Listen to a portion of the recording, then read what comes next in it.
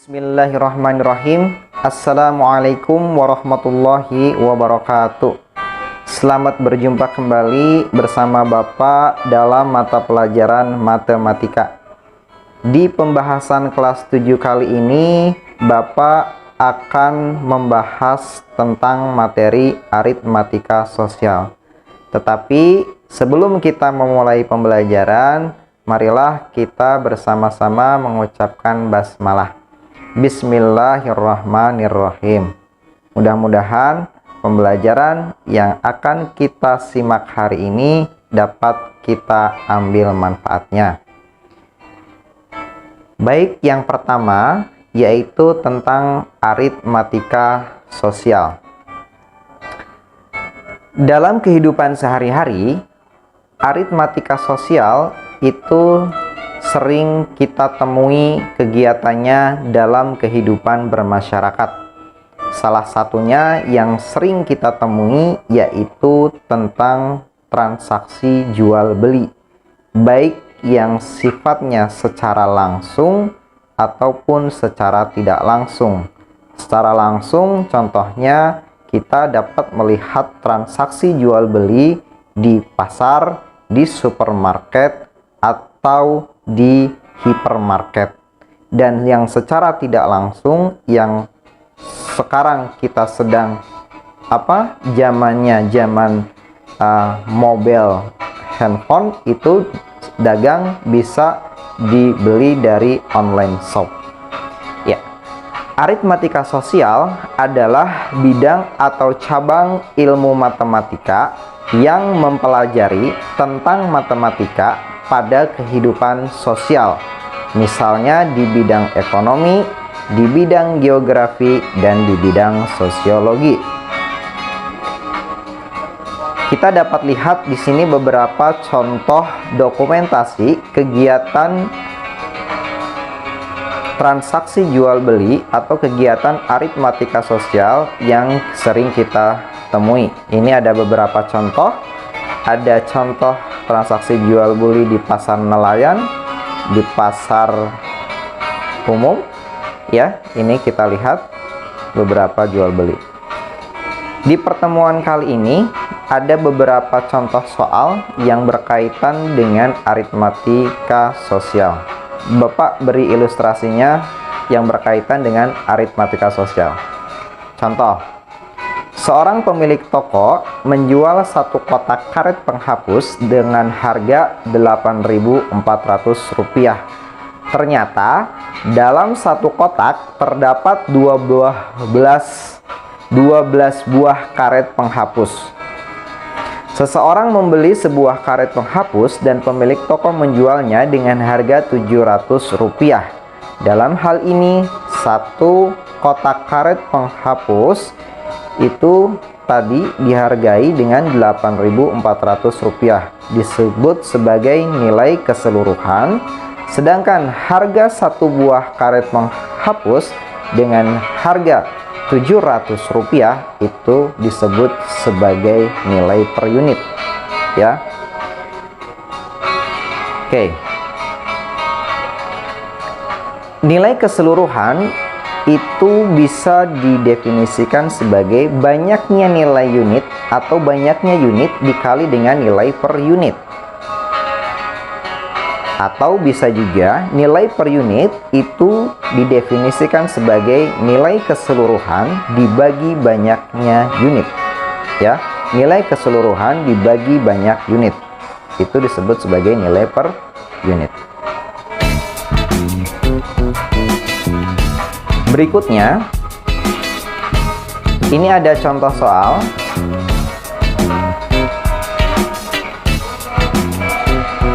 Harga sebuah buku tulis misalkan Rp3.000. Uang ningsih hanya cukup untuk membeli 10 buku tulis. Hitunglah jumlah uang ningsih untuk membeli buku tulis tersebut. Yang pertama. Yang kedua, banyaknya buku tulis yang dapat dibeli ningsih bila harganya turun menjadi Rp2.500. Ya, kita perhatikan penyelesaiannya. Misalkan jumlah uang ningsih adalah H rupiah. Berdasarkan nilai rumus keseluruhan diperoleh H itu sama dengan 10 dikali 3.000 sehingga menjadi 30.000. Jadi uang jumlah ningsih adalah 30.000. Pertanyaan yang kedua,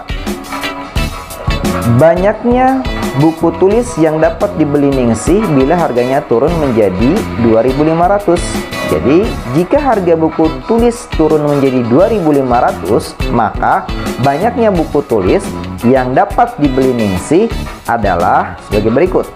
Banyaknya buku tulis berarti 30.000 dibagi 2.500. Jadi berapa?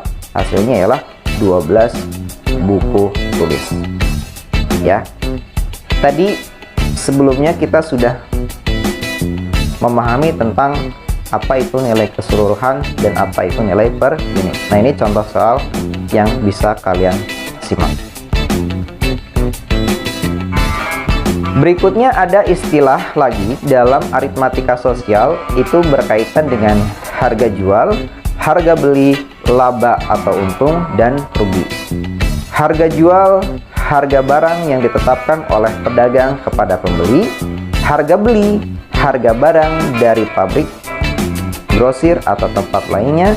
Laba yaitu selisih antara harga penjualan dengan harga pembelian jika harga penjualan lebih dari harga pembelian.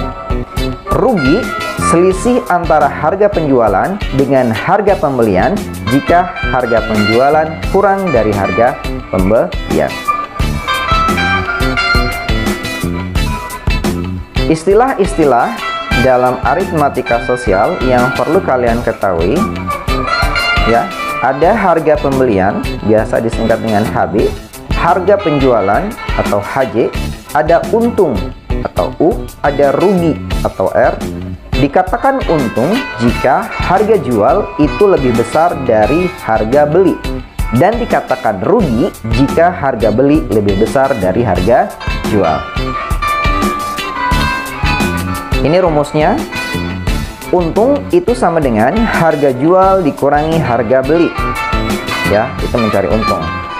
Atau rugi itu sama dengan harga beli dikurangi harga jual. Nah, sekarang pertanyaannya, apa yang terjadi jika harga beli itu sama dengan harga jual? Ini berarti tidak ada untung dan tidak ada rugi, atau biasa disebut dengan istilah impas. Ya, jadi kedudukannya sama. Nah, sekarang ada lagi istilah dalam aritmatika sosial, itu yang dikaitkan dengan persentase untung dan rugi. Dikatakan persentase untung itu didefinisikan atau bisa disebut sebagai untung dibagi harga beli dikali 100%. Karena yang ditanyakan dengan persentase, maka ada pengalinya yaitu 100%. Dan persentase rugi itu sama dengan rugi dibagi harga beli dikali 100%. Kita simak contoh soal di bawah ini. Bapak membeli satu slop rokok berisi 10 bungkus dengan harga Rp50.000, kemudian dijual per bungkusnya itu seharga 5.500. Pertanyaan yang pertama, untung atau rugikah Bapak? Pertanyaan yang kedua, berapa keuntungan atau kerugian Bapak? Pertanyaan yang ketiga, berapa persentasenya? Baik, kita simak penyelesaiannya. Penyelesaian yang pertama, diketahui harga beli tadi 50.000. Yang ditanyakan adalah untung atau rugikah Bapak? Nah, sekarang kalau diketahui harga beli 50.000, maka kita bisa lihat tadi harga jualnya 5.500. Karena 10 bungkus berarti tinggal dikali 10, ya. Berarti harga jualnya dari 10 bungkus itu bisa kita dapatkan 55.000. Nah, di sini karena harga jual lebih besar dari harga beli, maka bisa dikatakan Bapak untung. Ya. Terus yang kedua, Yang ditanyakan adalah berapa keuntungan atau kerugian Bapak, ya. Untung itu tadi kita bisa simak didefinisikan sebagai harga jual dikurangi harga beli. Untung dari harga jual itu tadi harga jualnya kita peroleh 5.500 dikurangi harga beli. Harga beli 50.000, maka untungnya adalah 5.000 rupiah. Sekarang yang terakhir, pertanyaan terakhir, persentase keuntungan itu bisa dicari dengan untung per harga beli dikali 100%. Untungnya 5.000, harga belinya 50.000. Jadi 5.000 per 50.000 dikali 100%. Maka persentase keuntungannya adalah 10%. Yang berikutnya ini berkaitan dengan masih tentang aritmatika sosial, ya. Ada definisi lagi lainnya, itu ada istilah rabat, ada bruto, ada tara, dan neto. Rabat itu bisa dikatakan sebagai diskon, yaitu pengurangan harga yang diberikan kepada, pengurangan harga yang diberikan penjual kepada pembeli. Bruto itu beratnya barang beserta kemasannya. Kalau tara itu lebih identik dengan berat kemasan barang. Kalau neto itu bisa didefinisikan sebagai berat barangnya saja atau berat bersih. Nah, ini ada rumus. Cara mencari bruto, ya, itu neto ditambah tara.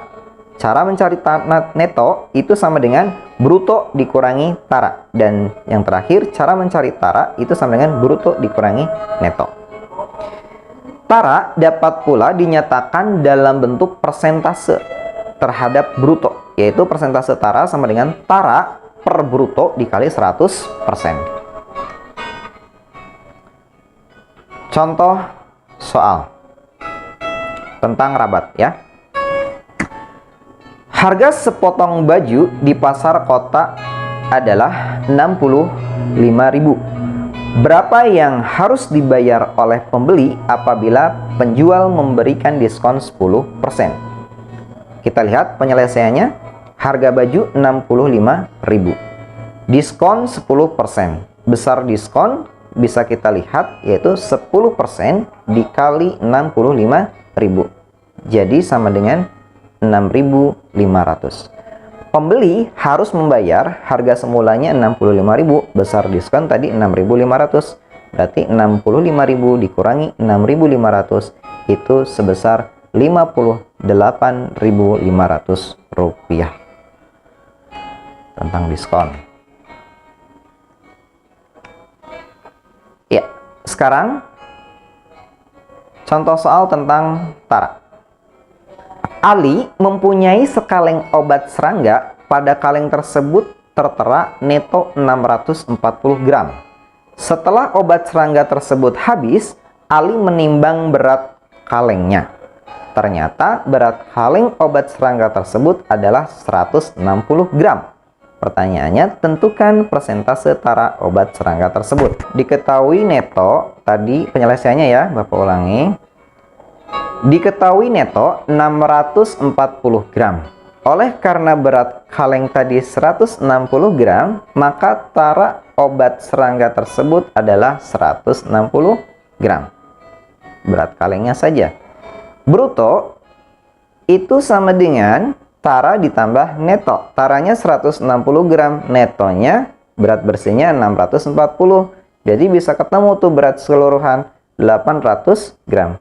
Jadi persentase taranya yaitu sama dengan tara dibagi bruto dikali 100%. Jadi 160 per 800 dikali 100%. Yaitu ketemu nilainya 20%. Dengan demikian persentase tara obat tersebut adalah 20%.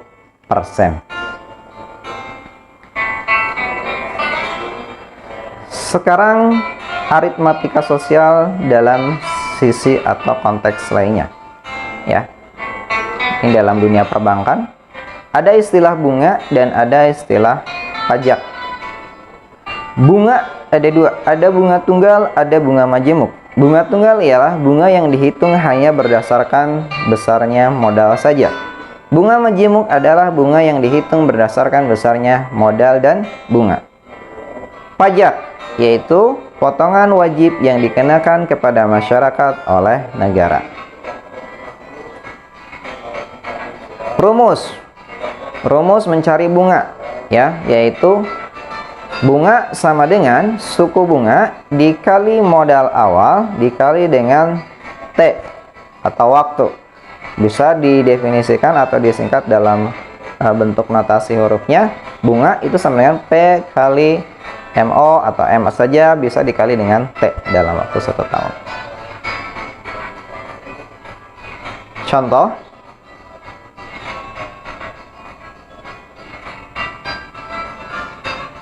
Vega menyimpan uang di bank sebesar 2 juta rupiah dengan suku bunga 18% setahun dengan bunga tunggal. Ya, ulangi.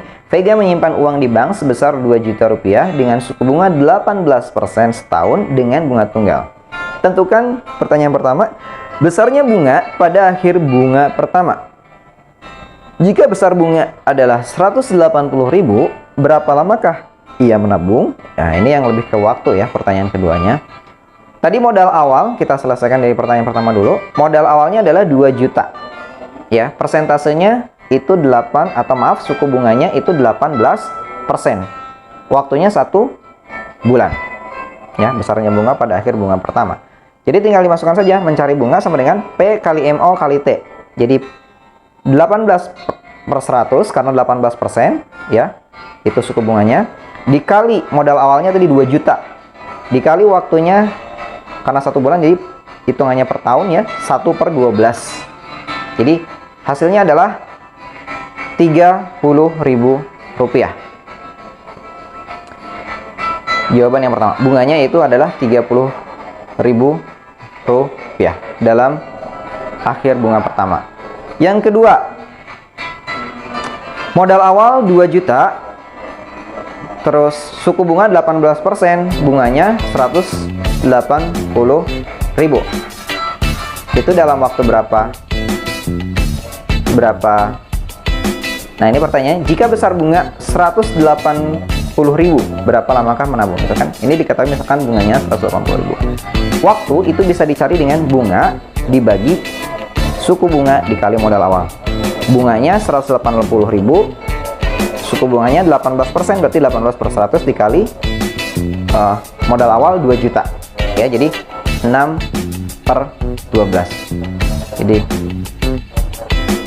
kesimpulannya bisa kita peroleh bahwa itu kurang lebih 6 bulan. Ya.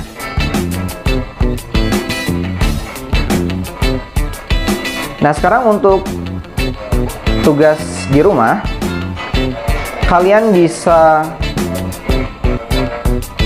cari, ya, bisa itu dari internet atau sumber literatur buku lainnya yang kalian punya. Yang pertama adalah jelaskan dengan bahasa kalian sendiri pengertian dari nilai keseluruhan, nilai per unit, dan nilai sebagian. Pertanyaan pertama. Pertanyaan kedua ialah, jika seorang pedagang sayur membeli 12 ikat sayur, ia membayar dengan 2 lembar uang 5.000-an dan mendapat uang kembalian 1.000. Pertanyaan pertama, tentukan harga pembelian seluruhnya. Pertanyaan kedua, tentukan harga pembelian seikat sayur. Pertanyaan ketiga, jika pembelian tersebut hanya membeli 5 ikat sayur, berapa rupiahkah ia harus membayar? Ya.